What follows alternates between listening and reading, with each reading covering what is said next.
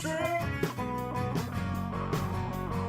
Sometimes funny, sometimes it's sick. Greetings and welcome to the Department of Tangents podcast, a conversation with the funny women of a certain age Boston edition, including organizer Carole Montgomery with Christine Hurley and Andrea Henry, plus new music from Lucette.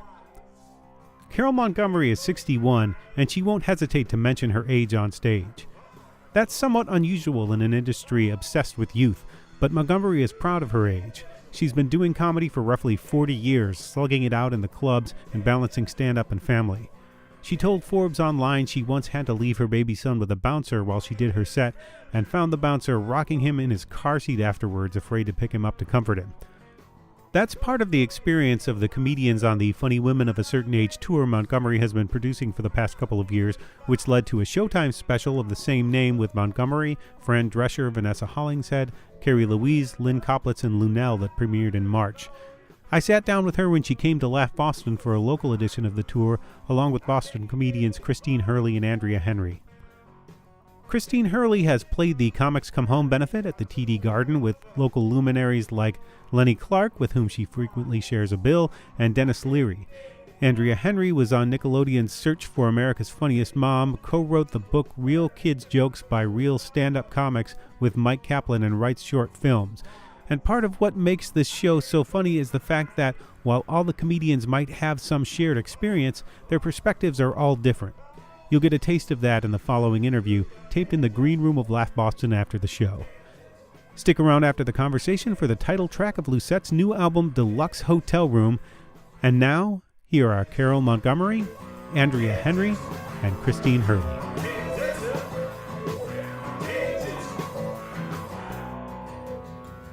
So do you guys want to, can you say your names and introduce yourselves so people know who's talking? Are we taping? Yes. Hi, I'm Carole Montgomery. Hello, I'm Andrea Henry. And we just watched you on the what used to be the Women of a Certain Age comedy tour, which is now the Funny Women of a Certain Age. Why the need to add funny? Okay, so this is so interesting. This is actually so it was women of a certain age comedy, and then when we sold the show to Showtime, they were like, we don't really like the name, and I'm like, well, we're keeping Women of a Certain Age. And actually, the reason is so simple, and people who are tech savvy and streaming savvy is that funny comes up before women. So when you're looking, during the listing, my son's girlfriend explained this to me because I had no idea. I was like, what do you mean? She goes, well, if you're going to go, you'll see funny women faster than you'll see women of a certain age. So that was the reason. And it actually ends up being a better name because it's people know what, they know. But the funny thing, can I tell you the story about, so when we were deciding this, I'm very big on domain names. So like if I come up with an idea, I always immediately get the domain, whatever it is, and I tell people to do that, okay? Mm-hmm. So I'm reading my email on the subway in New York where you sometimes have internet, right? And they go, what about Funny Women of a Certain? I says, oh, that's great. Give me 10 minutes. So I was on the subway trying to see if I could get funnywomenofaccertainage.com because I didn't want to say yes if it was taken. And so I literally had to wait till I got off the subway and checked it, and then I got it. And that's how that happened. That's great. And I also have funnynevergetsold.com, which is the hashtag of the show.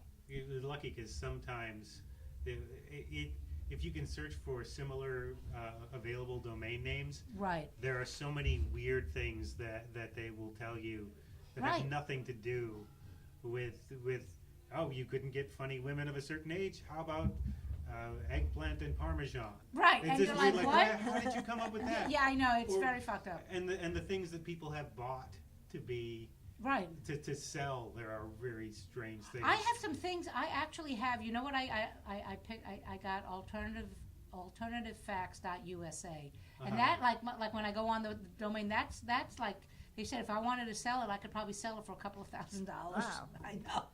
I'm going to get funnymenofaccertainage.com as soon as we leave here. Good girl. Good girl. I think that's a good idea. Thank you. Well, it's only a matter of time before that one. It's already happened. It already happened. Oh, somebody reached out. Actually, a couple of comics reached out, and there was somebody doing a show, And they were like, oh, I'm going to do Men of a Certain Age. I said, you can't. I said, that was a television show with Ray Romano. So that's branded. it? Oh, yeah, it was wow. a television show. Oh yeah, it wasn't a stand-up show. Though. No, but it's, you can't, you can't, in other words, if you look that up, that's the first thing that comes up. Right. And when you're branding, you don't want to have something where it's like, oh, it's because they think it's Ray Romano. Right. They're not, you know what I mean? So they changed the name, and 2 or 3 comics went, did you know that this guy's doing this? And I was like, okay.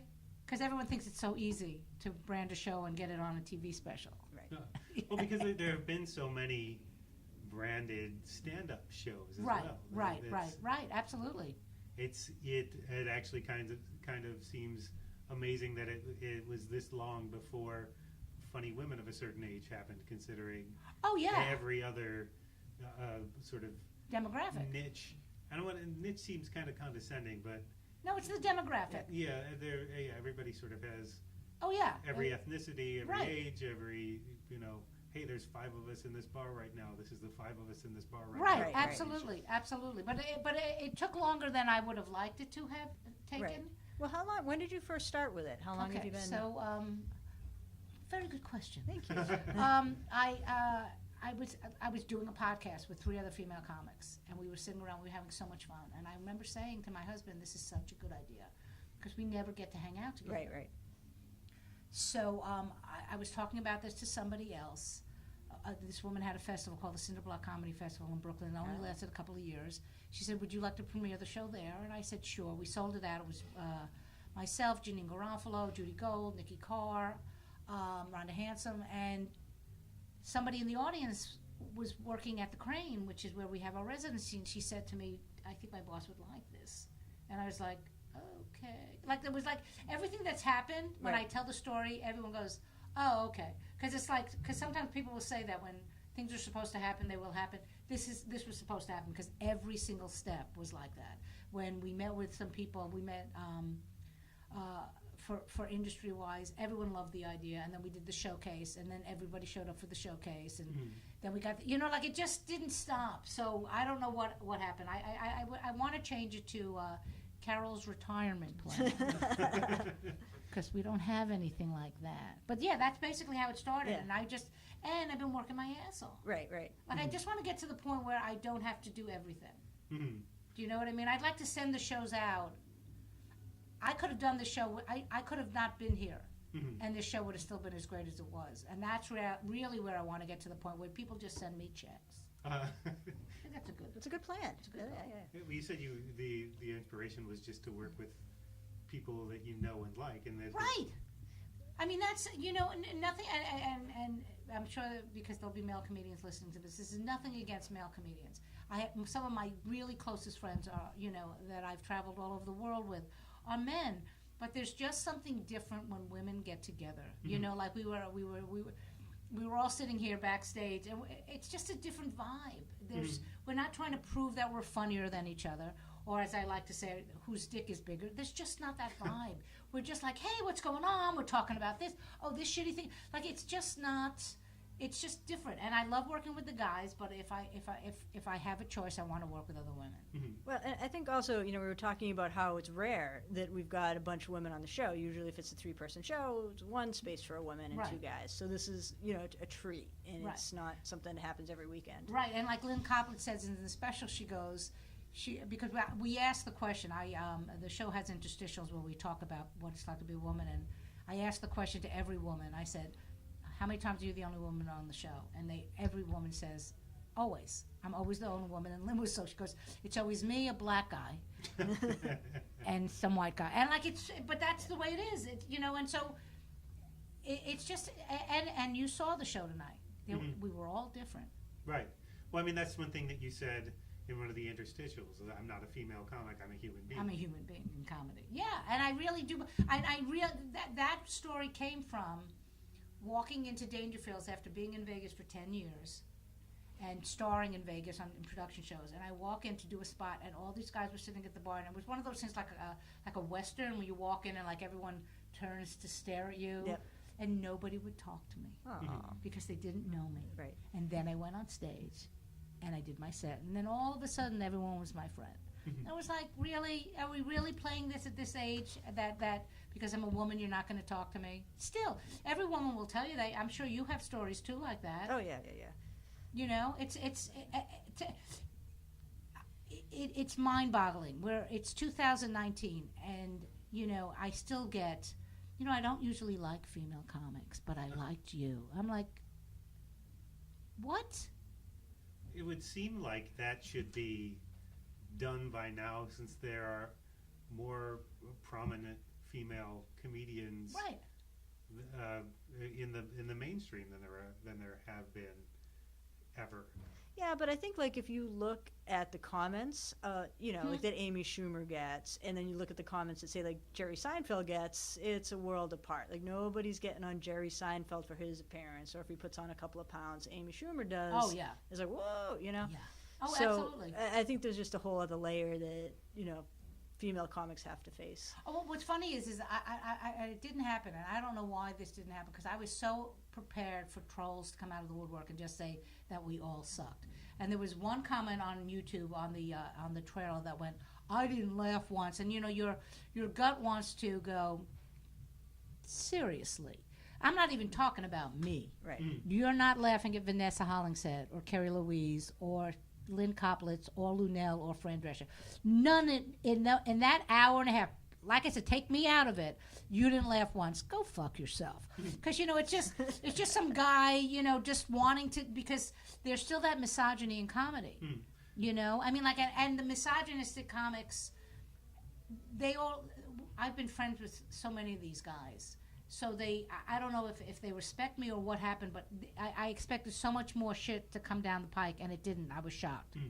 Well, the other thing about that is, all right, everybody's got a different sense of humor. If you didn't laugh, that's fine. Right. Why do you feel the need to tell anybody, Right. I didn't laugh? That's Right. If you can post a critique of mechanics or material, Right. and that's fine. Anything you say at that point is your opinion, but Right. I didn't like it. Right. I just don't go for it. Right.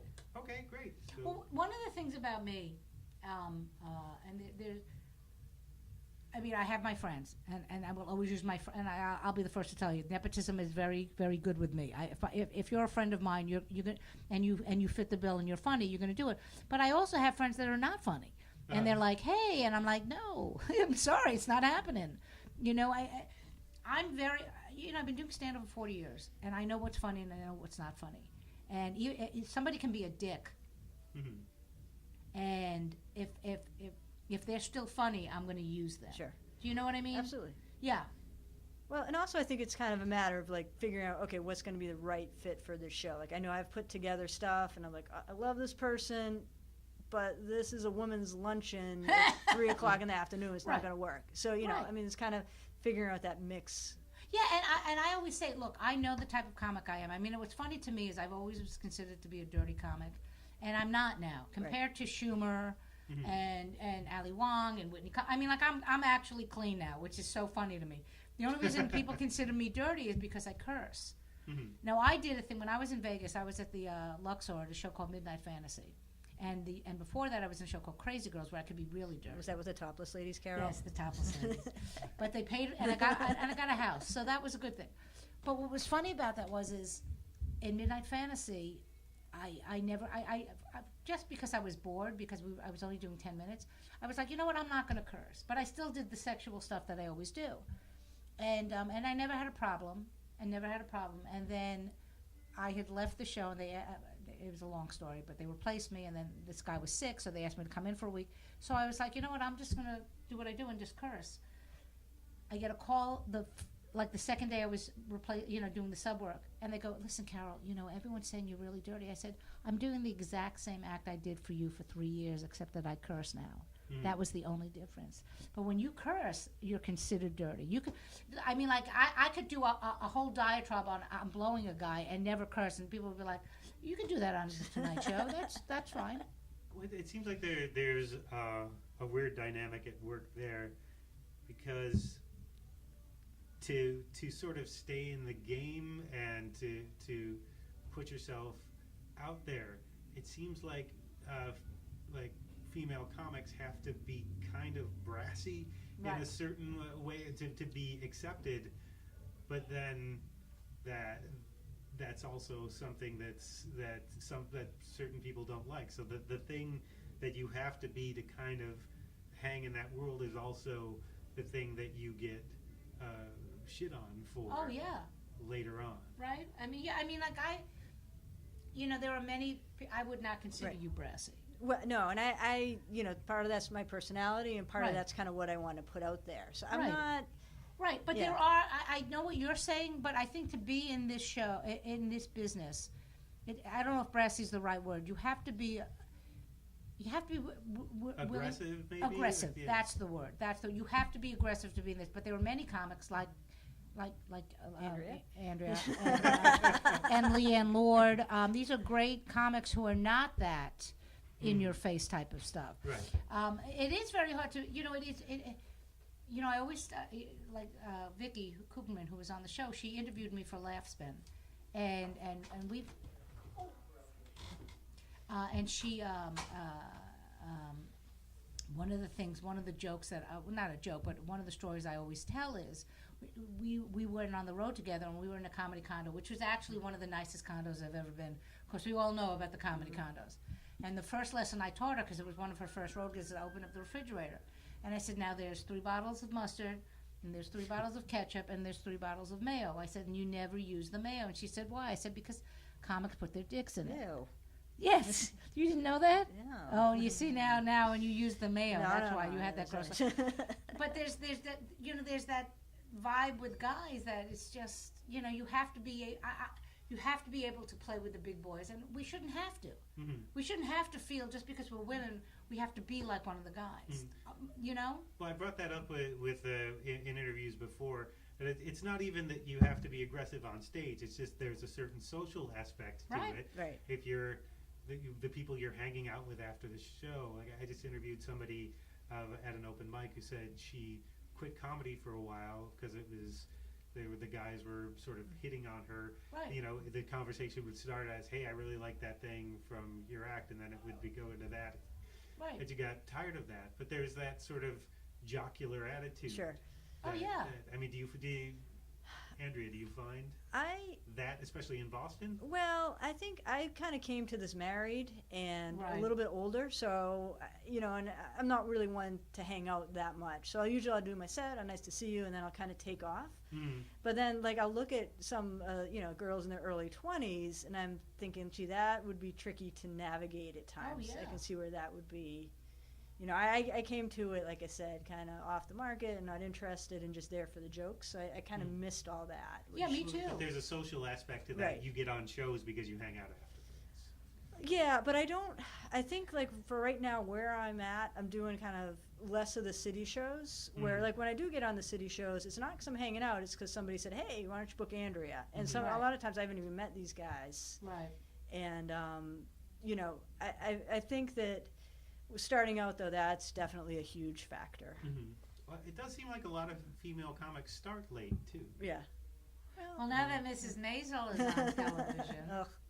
Don't like Mrs. Maisel? No, we get asked that. Usually we do a Q&A, but it was, I thought that it was time, it was just, I decided not to do it this time, but we always get asked that. What do you think of Mrs. Maisel? And I love Amy Sherman Palladino, so if you're listening, please put me on your show. Come on in, honey. Sorry, honey. No, come on in. Come in. Like the never. So, I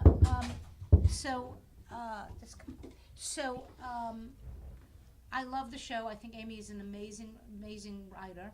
Mm-hmm. But it's not about stand-up. It's not about stand-up. It's about her family. It's tangentially about. Yeah, it's. I mean, she happened. We're talking about Mrs. Maisel. So I said, but it's not. I watch it to watch her interact with her family and what it's like, and also as somebody who schlepped my fucking kid everywhere. Where the fuck are her children? Right? Where the fuck are her children? I wish. I mean, You told the story about bringing the kid to the bar with the bartender with all the tattoos and not knowing how to get the kid to quiet down. Be quiet down, and he's rocking him in his fucking car seat. This tatted fucking, he was, I can't believe, like when I think back what I did with my kid. But It's like, all for the craft. it's all for, it's by the all way, for the craft. this is the lovely Christine Hurley. Hello, everybody. Good to see everybody, or think I see everybody. She's not good with technology. We've already realized that I about. am not. No. Can you hear her from there? A bit. I would have Okay. to leave. I'm good, honey. Thank you, Nick. Thank you for having us. A great evening, great show. It really was. Yeah. I love. Like, we were talking. I think you were in the room when we did that. We were talking about one of the things when I started out was how everyone would go, well, women. We don't want to put another two women on a show because Right. they'll all talk about their period. I said, but what about the guys that come on stage and they all talk about smoking weed and jerking off and living in their parents' basement? And what was the one you said? It was the DUIs. Yes, the DUI. DUI. They all And had a it's- DUI. And it was like, okay, so that's okay. You can get 5 comics doing that shit. But if we all just, it's ludicrous. It's just. But I think it's turning around. I think it's turning around, though, Carol. I think it's starting to be. I think it's turning around. I think people know Yeah. we're out here, and Oh, absolutely. and especially with you doing things like this that's huge. That's huge. Well, I'm trying. Well, I wrote about I just wrote about the Women in Comedy Festival, which is coming up. Yeah. Right, Next weekend. Next weekend. Yeah, the And next you guys, weekend. are you guys Yep. are both in Oh, it, yes. right? Yes. One of the things I hear frequently from the people I interview is addressing what you said earlier about it's just great to be on a bill with more than one woman.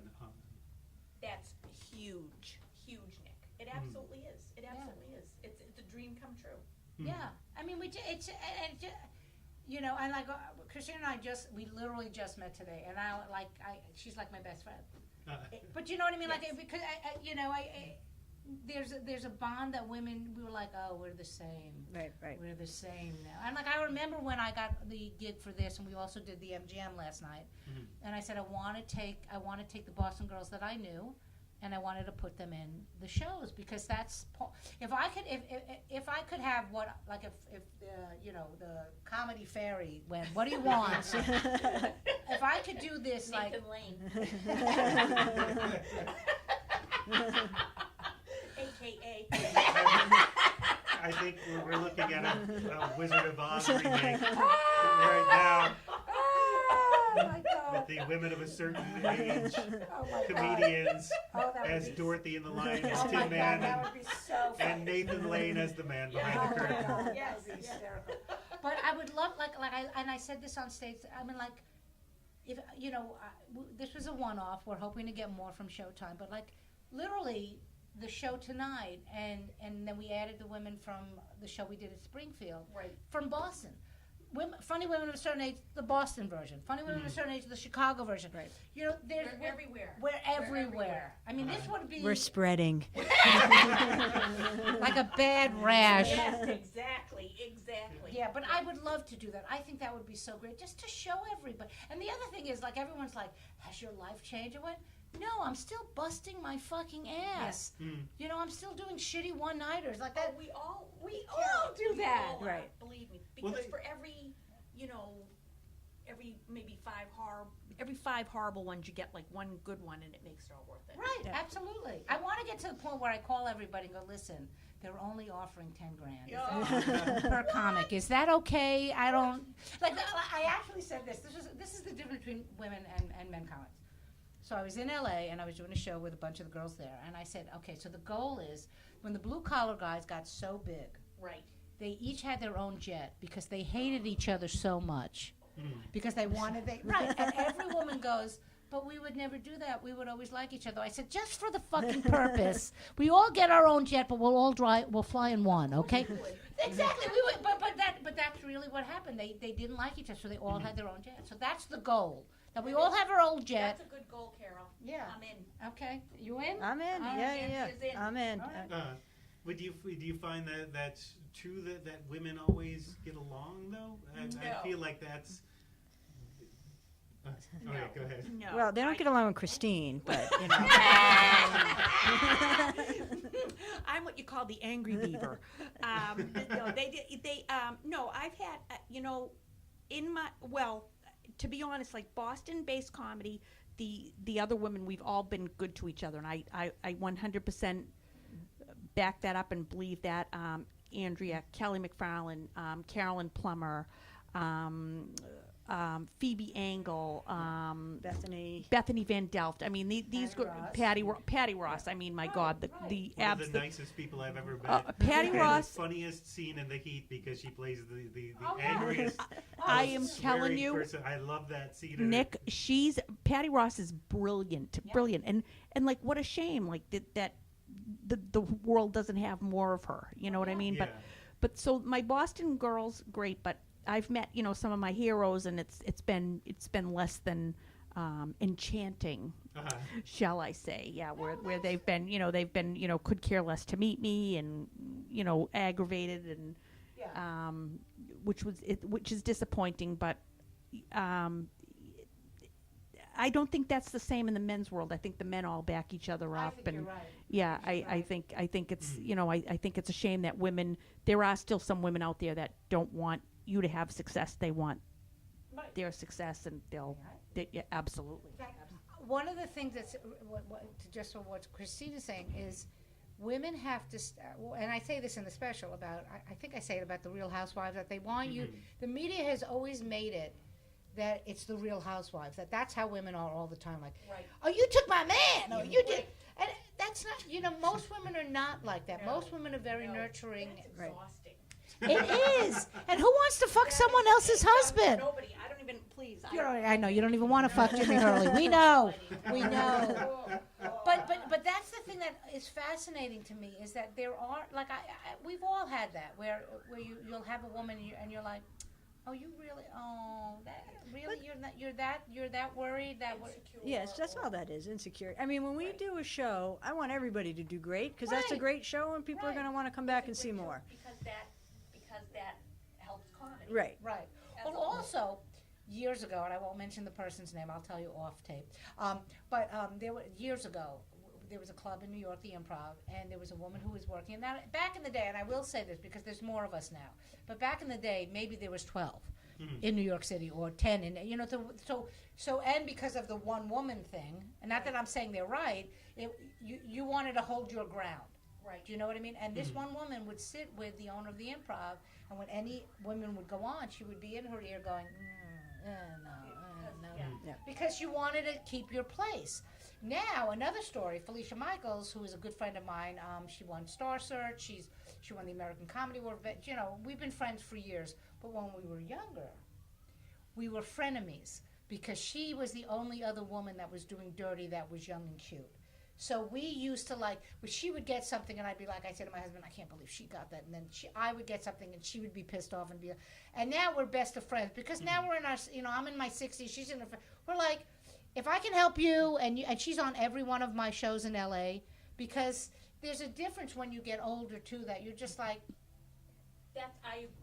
Absolutely. Yes. Yeah. Yes, I mean, you get to a point, you just. Yes, when you get older, but it's hard. It's hard. It's tough. It's cutthroat. Mm-hmm. Yeah. Well, It's cutthroat. a certain amount of competition isn't a terrible thing in the sense of, oh man, that set was really good. I've got to. If I feel like I'm phoning it in tonight, I gotta. Right. 100%, Nick. That's why I love like my favorite person that I work with right now is Kelly McFarland. Oh, she's. And she brings it and brings it and brings it and writes all the time and brings new stuff. And every time I work with her, I want to burn everything that I have. You know what I mean? She's just and I used to resent that. In total honesty, 15 years ago when I started working with Kelly, I'd be like, "Oh, Kelly McFarland, oh!" But now, like, I relish it. I just love it. I love that she's so good, and it makes me be better. And you up your game that way. You do up your like game that's we could do another hour just on new comics. Yes. That's Yeah. the biggest thing First of all, the whole competition thing. That's been in comedy forever. It doesn't matter if you're a man or a woman. It's been in anything forever. Right. Any job you do, if you want to be good at it, you. Right, but the thing about young comics now is they're not following people that destroy a room. Like I've asked young comics, have you really seen anybody crush? And they look at me like, what's that? Yeah. I used to have to follow Joe Rogan. Before he was Joe Rogan, he used to do a bit at the comedy. I was a regular at the Comedy Store, so I remember sitting, because I was just back at the Comedy Store, so it was like all these memories came back. I remember sitting in the green room and listening to him, crushing. He used to do a bit about tigers fucking. It was a very physical thing. It was just loud and Joe and everything. And then it'd be like, ladies and gentlemen, Carole Montgomery. And you have to fucking, you earn your stripes when you have to follow somebody that's crushing. But there's so many mediocre comics now that you never learn how to get strong because you don't have to follow anybody that's fucking strong. Right. Right. I agree. Absolutely. Yeah. You're absolutely right. Yeah. Yeah, absolutely. On the other hand, I hear a lot of people sort of millennial bashing, and that doesn't make a ton of sense to me either. That seems like I agree. that's getting to be kind of a.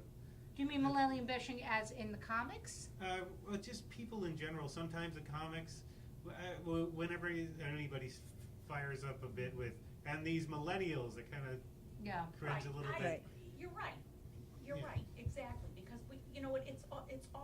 it's compartmentalized. I mean, like we're the women of a certain age. Right. We have our thing. The millennials have their thing. You're right. You're right. Like and the millennials don't get up and say, "Oh, these broads." Right. I think though what people are responding to that is kind of the same way we were talking about folks that just kind of do the tropes that they're supposed to do. So a millennial kid talking about Uber and smoking pot, okay, that's interesting, but what else you got going on? And I think that's what folks are looking for is like, ooh, authenticity. Let me see who you are as opposed to kind of your demographic. Well, also when you're in a city, whether it's Boston or New York or LA, if you're starting out as a comic, because I also teach stand-up, I develop solo shows, I do everything. But the thing is, if you're going to do comedy in your city, talk about your city and talk about the Uber and what do that. But if you want to go into the road, if you want to go on the road and into the Midwest and the South, and you're doing that shit, like I used to always say this about New York comics years ago, you can't talk about the subway in Atlanta. Right. And young young comics don't know that, and then they'll be like, well, I can headline. I'm like, well, not if you have to drop that 40 minutes on the subway. The colloquialism, and there are a couple of big Boston comics who have been doing this for 40 years that couldn't get rid of the colloquialism and couldn't leave Boston. Mm-hmm. who are brilliant. Right. Yeah, brilliant. But nobody understands But what nobody gets outside it. of Right. So it doesn't make any sense. Yeah, and Boston to me is because I know all the. I mean, like I loved coming up here when I was a young comic because the Boston guys, they were great. But it is interesting. Boston's one of the few cities that nobody ever fucking leaves. They don't. Nobody fucking leaves. Stephen Wright left, and I think by accident. Right. I mean, Probably. I think he got the Tonight Show. He's like, oh, well, all right. Yeah. Like he was in Los Angeles and went, wait. Yeah, exactly. I'm not in Boston anymore. What happened? Teddy Bergeron, like these guys that were here, but got out of here by accident. Right. Yeah. Either it worked or it didn't. Stephen is one of the best people in the world to interview. Yeah. He's one of the reasons this exists, this Really? podcast. Oh, because that's nice. I've interviewed him for the Globe so many times, and there are so many exchanges you just can't describe well enough. Oh, he's so great. And he's got such a wonderful laugh. That's what Oh, part of the I love reason that. this podcast exists is because I wanted people to hear Stephen Wright laugh. I love that. Because I it's love that. such a wonder, and it's so startling because he's got that deadpan. People have no idea. He's got the biggest heart in the world. He is the most wonderful. And he's a great comic. sweetest human. Oh my God. And Amazing. I just want to say, I don't know if you guys remember this, but I was just rewatching Desperately Seeking Susan, and he was the boyfriend of Laurie Metcalf on it. Oh, wow. I was like, hey. Whenever he shows up in a film, he's in So I Married an Axe Murderer. He's the pilot who flies him over. And it's just him. Wow. It's Stephen Wright as this little one of my favorite lines in the film. It's one of the ones that I remember. Is Mike Myers turning to him as they're in mid-flight and there's a storm and it's late at night and they're trying to get to this small island, and he goes, you've flown this before, right? He goes, yeah. Never done it at night. And it's just that. That's great. That's great. And there's nothing inherently funny about that line, Yeah, really. but it's because of the way Steven said It's it. his inflection and it's his timing and he's. Oh, it's just, I got to tell you this. So when Dimitri Martin came out. Okay, so my son loved Dimitri Martin. He goes, Mom, you got to listen to Dimitri Martin. And so I listened to a couple of, and I said, well, those jokes are really funny when Stephen Wright did them. Oh, see? Because he was totally doing Stephen. Like, it was, to me, it was like, and it's so interesting because people are like, Stephen. Well, the other thing about that is that, and then we'll move on. How much time do we have left? Yeah, well, as much. Well, I'll stop when you guys want to stop. But he said that there are all sorts of like joke lists of his, on the internet. Oh, I'm sure. And half of them are not his stuff. Ah. And some of them are. He said he looked at it and goes, well, I kind of wish I'd actually written that, but that's not mine. Yeah, I have a joke that's in some book that is attributed to me, and it was Joy Behar's joke. So You know what, though? I'll take it. yeah, but Do you ever find yourself writing a joke that you think, oh, this is my joke and I wrote it, it's my own premise, but this is completely somebody else's voice? Sure. Oh, absolutely. Sure. Do you still do that joke? Sure. I think if it gets a laugh, yeah, what the heck? I need all the help I can get. You end up, when that happens, you end up like in Boston, it's kind of, there's like, it's pretty tight-knit, so if you're working with like one guy one night, you're like, oh, we have the same stick figure joke, and then you'll ask, Right. do you want it, or Right, do I want it, or, yeah. there's a lot of that, the parallel thinking, and absolutely. Yeah, but there's you know only what? so much. But sometimes, like Patty Rossborough, do you guys know Patty? Oh, yeah. Patty's Love.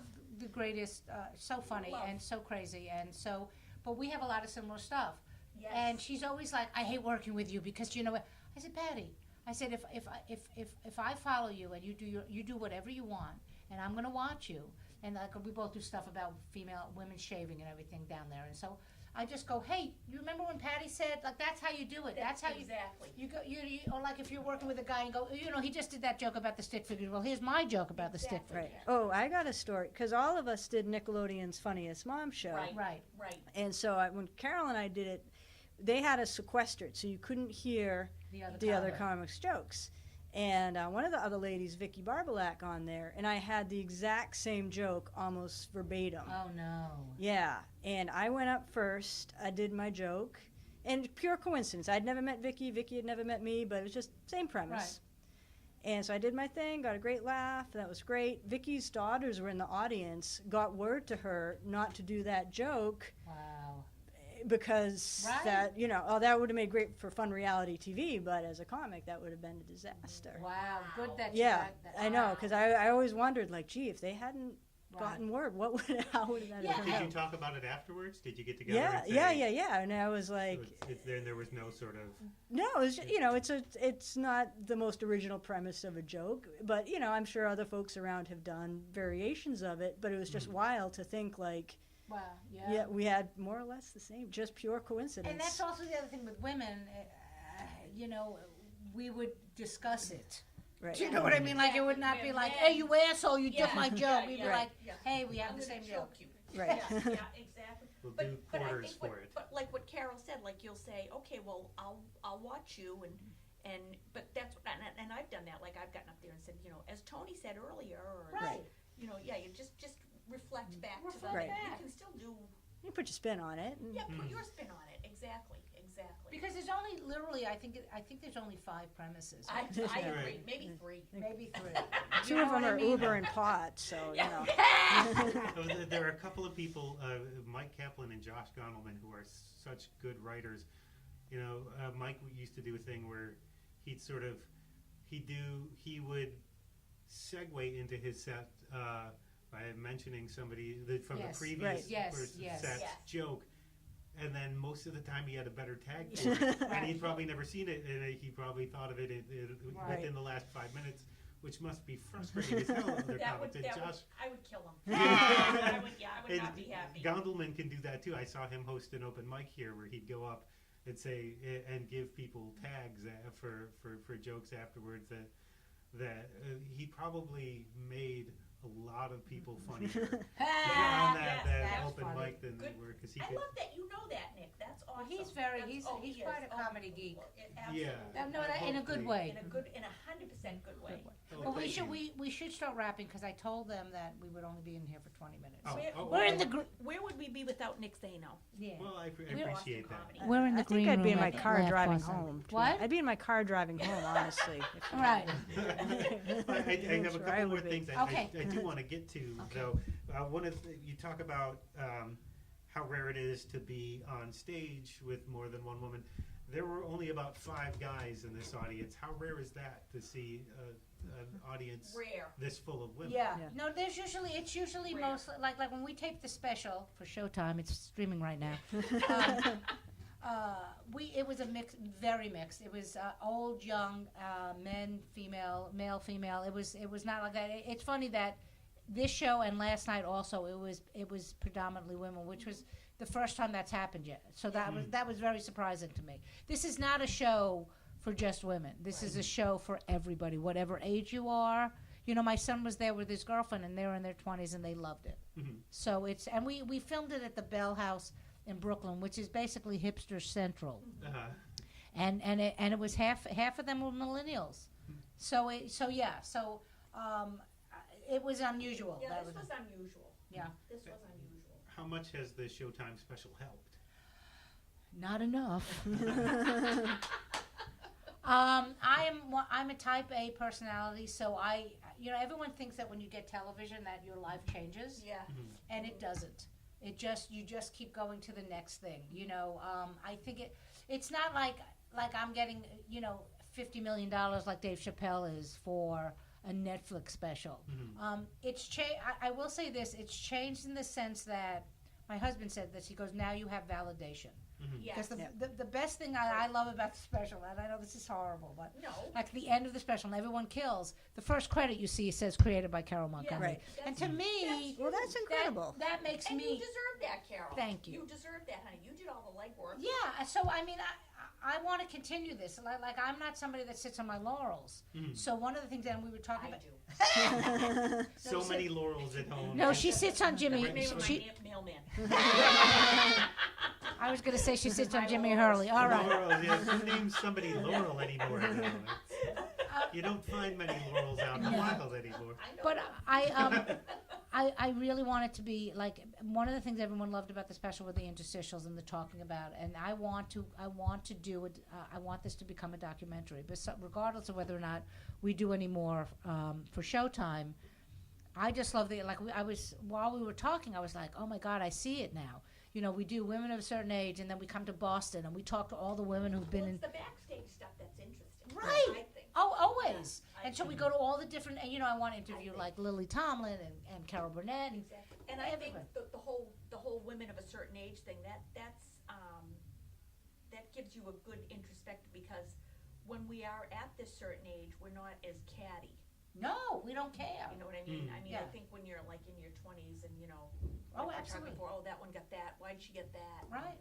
Who's she fucking, and why'd that one get that? And I think we're more level-headed and Absolutely. yeah. But absolutely. also, I think like even 5-10 years ago, I would think like, all right, well, I've got a shelf life of just a couple of years left, and then it's going to be the end of comedy. But then I see folks that are doing this that haven't stopped and are kind of keep going. And I think, in a way, it's kind of like saying to younger folks and anybody, like, yeah, just do your thing and be who you are and when you are. And Exactly, you're right. and good exactly, stuff you're right. comes. I always said that. I said, I was lucky. I hit the right time. Right. I took off the right time, but I said, there's some little filly out there that's gonna like knock me off my, off my big queen stool or whatever. But no, just do it. Just do Do your your thing. stuff. Yeah, and People say that about musicians all the time. Like Right. when's the last time that person had a #1 album? Well, so what? Is the music Right. still So good? what- Do they still yes. love what they're doing? Right. Exactly. Should Exactly. they say should the Rolling Stones still be out there? Well, fuck yes, they Yes, should Yeah, still be out if there. they can sell out a fucking stadium, why wouldn't you do that? Absolutely. And I think like the three of us here and Vicky too, like we love what we do. Right. I'll do it at the entrance to the Stop and Shop. Like I'll Right. do it like I don't Yeah. care. No, you have- chicken wire, no chicken wire, I'm in. I just love my mouth is my office. It's always open. Wow, I don't even have anything to say to that. I don't know what to say. one of the things I love about this, and this is horrible, but it's actually quite. It's like I've had women come up to me and go, "Hey, I'd love to do the show," and I said, "How old are you?" And they're like, "I'm 35." I'm like, You're too young. You're too young. What a great feeling to be able to go. You're too Carole, I'm only 27, just FYI. young. Wow, you look really, really rode hard. Well, you do. Not well preserved. You do say your age on stage, which is something yeah. that you've been, I've frequently asked, my editors are usually more interested in somebody's age. I know why, and there's a journalistic reason for it. Right. One of the cringiest questions I ever ask somebody writing as a journalist is, what is your age? 61. Uh, I'm proud of it. Because what's the alternative? Yeah, 56. 56. 27. Well, that was what was so weird in the show when I said to the woman, well, you're older, when I was talking to the millennials, and the whole thing they went, went, and I went, that's not what this show is about. We are starting to break, I want to break those barriers. There's nothing wrong with being old. Right. and ageism is Look at Joan Rivers. something. Yeah, Joan Rivers, I interviewed She could still be alive. years I ago, and she was in her 70s, and I was in my 30s, and I rolled out of bed at like 8:30 for a 9 o'clock interview. I felt like death, and when she answered the phone, she was on a treadmill, and we talked for an hour, I and love she that. stayed That's on the great. treadmill for the full hour, Yeah. just talking like it was nothing. I Yeah. would have been dead. Yeah, See, absolutely. By the age. You know, just because you're old doesn't. I mean, and when I say that I'm old, like I mentally I'm not, but like your body. Like I was exhausted. Like today, I drove to Springfield and I was fine yesterday, and then today when I drove here, I got back into I was like, oh, I'm going to go work out and I'm going to do this, and I slept like 90 minutes. I took a nap. I slept so. You know when you sleep hard and you wake up and you're like, where the fuck am I? Yeah, and I was like, so your body isn't. The problem with aging is your body betrays you. Right, right. Because you just can't do the same Amen. shit that you used to do. Amen. Right. You know, I traveled overseas for the troops. You know, the last tour I did, we were in South Korea. So getting back to New York was 25 hours. I can't do that now. No, I would cry. But you know what I mean? Like I can't do that now. And before I did that in my 50s. So in my 60s, I'm like, I can't do that anymore. You know, I would walk So past. that is the worst part. Your mind is 19, but Your body is just like you're fucked. Yeah, exactly. You're fucked. Now, when you were coming up in comedy, like my heroes were always the older veteran women, Right, like right. Lucille Ball, Right, Jody Fields. Right. Oh, you see now, not many people know like Tony. Dinah Shore. Yeah. Even like the Cher Variety Hour. Oh, yeah. Carol Burnett. Yeah. Those were my Lily Tomlin. Lily Tomlin. Lily, by the way, you said you hadn't seen her yet in another interview. Do whatever you can to see her. It's a great show. Oh, Good. Oh, good. But yeah. So I feel like I feel like those of us we're Right. kind of old souls. Like we love them. oh As yeah. they get older. Well, the thing about Lucy, more so than anything, is my husband's so funny. When he gets home, he watches the worst movies, and he's always watching them. And we only and I'm like, I'm going in the other room. I can't. He's like, no, watch it. And what was it? It was a Marx Brothers movie that Lucille Ball was in. It was later on in their lives. I forgot what it was. Room Service. And Lucy's in this as this glamour queen. This is before she's done, and we're watching her, and she was stunning. Right. But she was not considered pretty enough to become a movie star, so she started doing comedy. like Carol Lombard. And Right. she didn't Yeah. look much different in I Love Lucy than she did in those No, films she where didn't. she was Right. in. Nope, But isn't that but she amazing? wasn't considered Look at threatening. Phyllis Diller. She was a mess. Well, but she had to sort of strap down her breasts Yes, to look exactly. flat-chested. Exactly. She was Exactly. a curvy person. Right. And Lucille right. Ball, when she did I Love Lucy, back then was a big deal. She was 40.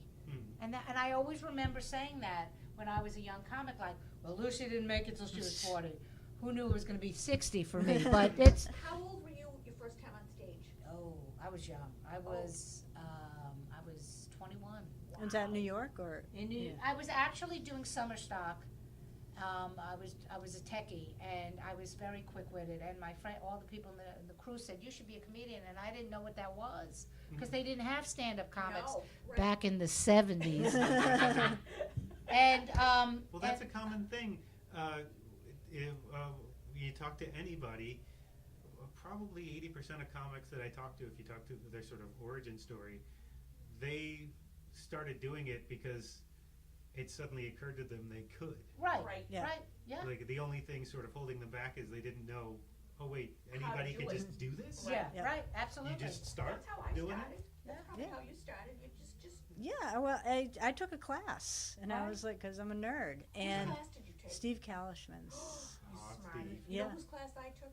Mother of God, Annette Pollock. Ooh. Annette Pollock. Yes, I know Yeah. Annette. Annette Let me- took one let of me my give you a little- favorite pictures of me with Jim Norton Oh, at the old Comedy Connection, What where is- I didn't realize it till later.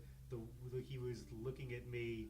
With love in his eyes, Nick. Yes, that's a much better way to put it than the way I would have. It's such a wonderful picture. She took it because I'd written about both of them that week for the.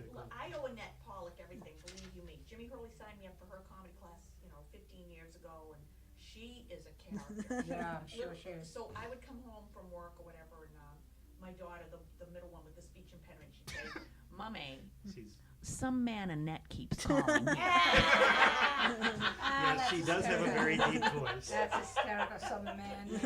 some Oh my man God, Annette that's keeps hysterical. calling here." There is one more topic I want to get to. I know you guys. Well, they probably closed the club. Yeah. We're probably stuck in here for the rest. All right. It's not so much as a question as a thought. I'd like to hear your thoughts on. Obviously, the theme tonight is funny women of a certain age. That's the Streaming on Showtime. of the thing.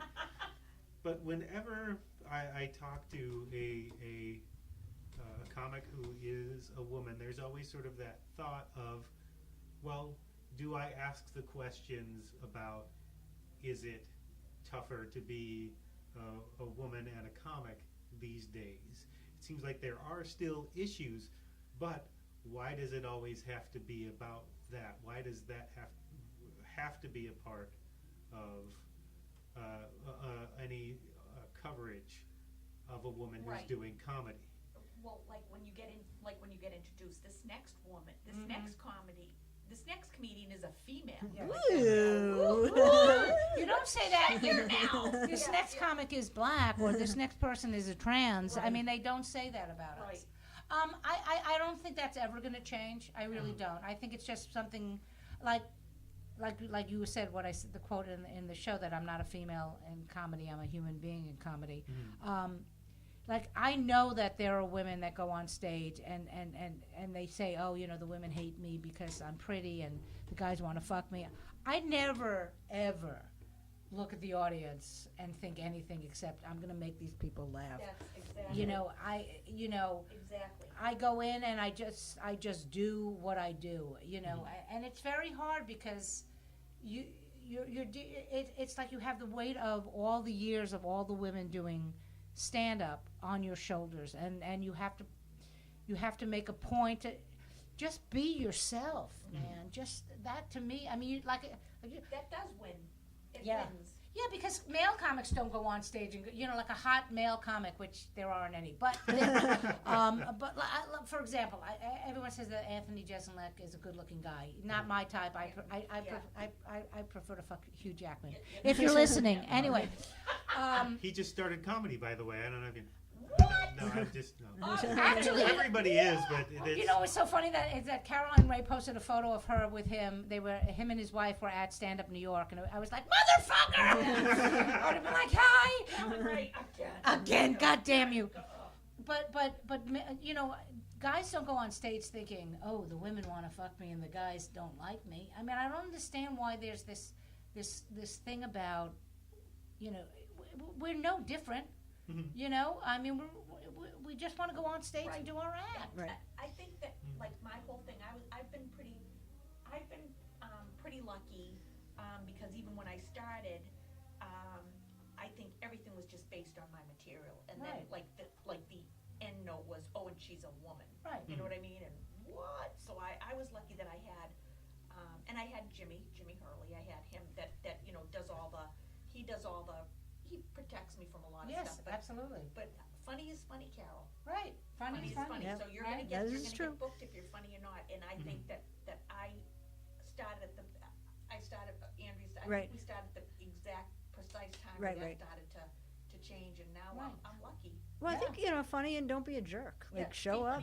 Be nice. Right, Just right, be right. nice. Just be nice, Andrea. Just. I try. I do try to. I worked with a guy recently, a couple weeks ago, and he's a Boston veteran. Not a very good one, but he's a Boston veteran. RJ. Anyway, he when he met me, he said to me, "You know what? You're nice. I thought you were gonna really be kind of douchey and okay, but just be nice. What does it cost to be nice?" And Right. I mean, one of the things this is so interesting because like I've been doing stand-up for 40 years, and it's a long fucking time.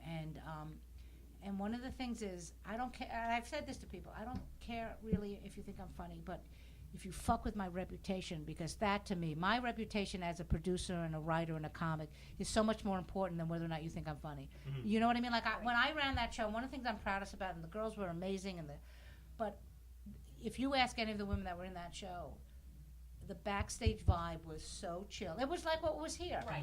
Everyone, there was no bullshit. There was no diva. There was Right. no. We were all there was a monitor in the backstage. We were all watching. I wasn't because I was running around being an idiot, but everyone was watching everyone else's sets. Everyone was supporting everybody. Vanessa Hollingshead, literally, I was in the makeup chair, and I was freaking out because I was going to do one set, and I decided to just go with something that I knew. She said, "Go over your set with you. Come on." I said, "What are you?" She goes, "No, just do your set." And I just went and did my set, and to me, that vibe and that love and that support, that's way more important than whether or not you think I have a good set. Because you know what's so funny about that? Like, people will say, "Oh, we saw the special. We thought this was the best one, and she was the best." There's no best. no. Everyone was great. agree. Everyone was great in that I show. agree. Well, we're obsessed with ordering things. Everything Right, has exactly. to be the best Yeah, instead of. Absolutely, Yes. absolutely. But when people ask you about comedy, do you cringe about the question of what's it like to be a female comic these days? I don't cringe because I think people want to know, and I think that's a fair enough question. 'Cause it's a story. It's a story as old as time. Yeah. Right. I mean, but I do think it's different now. Yeah, I do Yeah. think it is, and I think I've been lucky here. And I think by my special streaming on Showtime, I think that it does. I really do think that it opens that. That's one of the reasons why we did the interstitials. That was very important to talk about. Yes, this is the battle we've had to do to open it up for everybody else. And like Fran Drescher says at the end, she goes, maybe one day will just be called comics and not females. And that I from her mouth to God's ears. Wouldn't that be nice? All right, so to wrap up, Yes, wrapping up. What's coming up for everybody, and where can people find out more about you?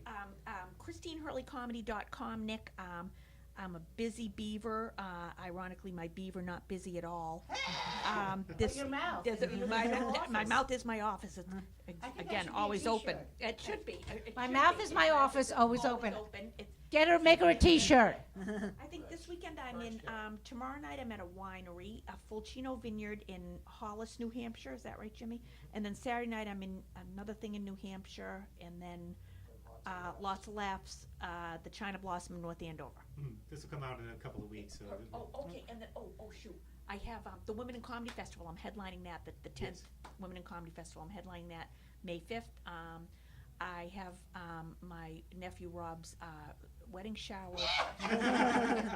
Sunday, yeah. And that's also available at Brown Paper That Tickets. will You're be, Yep, exactly. So, this is Andrea Henry, and you can find me on Facebook, Andrea Henry Comedy, and I also have a free Weebly website that I never update, so go there. That's fun. And I'm going to be all over the place, so just go on Facebook and you can find out and come out and say hello. Yes, she's a very knowledgeable music fan. If you do say hello, That's right. I did not know that. Oh, you yeah. can talk about the monkeys. We can have a long discussion about the monkeys. All right, we'll have to do that afterwards. Yes, we will. I'm going to be napping because I'm so fucking tired. And tickets also available for that at Brown Paper. Yeah. It's an Andy Kaufman tribute show. Basically, if you go to funnywomenofacernage.com, you can see we have a monthly residency at the Crane in New York City every month, and then we've got tons of dates happening, and like I said, the special streaming on Showtime. And if you're listening and you want to write to Showtime, tell them we need more of these. So that was basically, and go to CaroleMontgomery.com, and the usual social media stuff. But I really am gonna go nap. And thank you, Carole Montgomery. Oh, Yes, and thank you Carol. guys. Thank you, Nick. guys. Thank And you guys, and you guys are welcome. Say, you know, you nugget, God, if I had a uterus. That's a good place as any. That's what I said. Thanks for everybody. Thanks for everybody. An arrow to the head isn't always a trick. Thanks again to Carole Montgomery, Christine Hurley, and Andrea Henry for speaking with me. You can find the Funny Women of a Certain Age special on Showtime and find out more about the tour on Twitter under @WOACA Comedy and on the tour's webpage at funnywomenofAcertainage.com. You can find Montgomery at carolemontgomery.com and on Twitter under @NationalMom. Hurley at ChristineHurleyComedy.com and on Twitter under CHurleyComedy, and find Andrea Henry at AndreaHenryComedy.weebly.com. And if you enjoyed this or any other episode of the Department of Tangents podcast, please subscribe and or leave a positive review on iTunes, Stitcher, or wherever you get your podcasts. It's a big help in getting this thing to grow, and you can also visit the website at departmentoftangents.com. Our featured track this week comes from Lucette, and it's the title track from her latest album, Deluxe Hotel Room, which is available wherever you get good music as of May 17th. I first got the chance to see Lucette when she was opening up for Alejandro Escovedo in Portsmouth, New Hampshire, at the Music Hall's more intimate black box room there. She played an exquisite solo set on piano supporting her 2014 debut album, Black is the Color, which was produced by Dave Cobb. I've been looking forward to her follow-up ever since. It turns out the past 4 years have been a fairly dark period in her life, and that's what the album is about. She mentions on Facebook that this track is a bit of a Rosetta Stone for the rest of the songs. She writes, "The title track itself pretty much encapsulates it all. It explains the past 4 years or so for me and explains a lot of where the other songs came from." She wrote it in Toronto, where she was put up for a gig in a hotel room she couldn't have afforded on her own, with what she described as a massive deposit on her credit card. She started humming and then writing, and that song came out in that hotel room about how the experience made her feel small. Sturgill Simpson produced, and you can hear Lucette expanding her palette of sounds. You can hear the full album on Spotify or find out more about it and Lucette's upcoming tour dates on lucettemusic.net. And now, here's Deluxe Hotel Room by Lucette.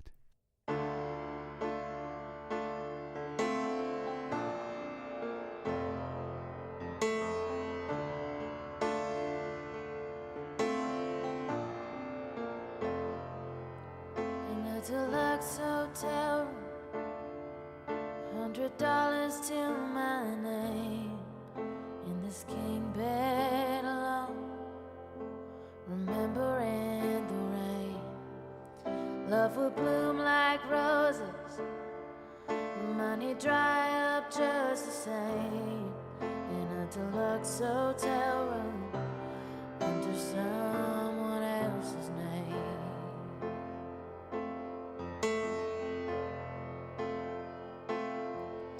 Everything they told me, let it get into my head, can make them all wanna know me, if I do just as they said.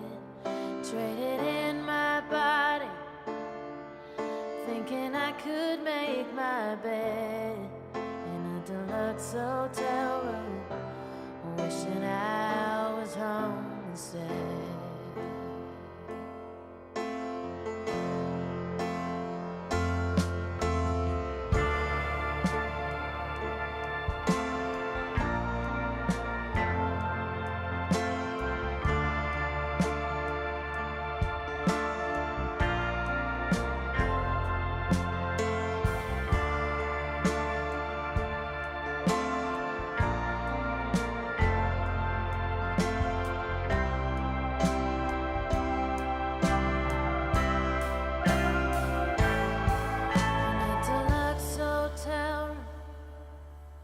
$1,000 every day, in my kingdom alone.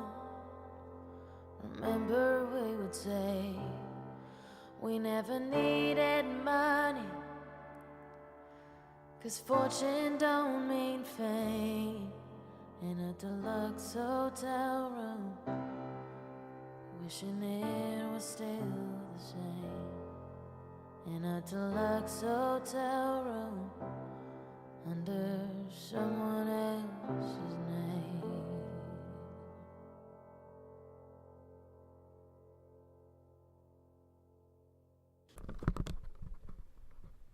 Neil Young.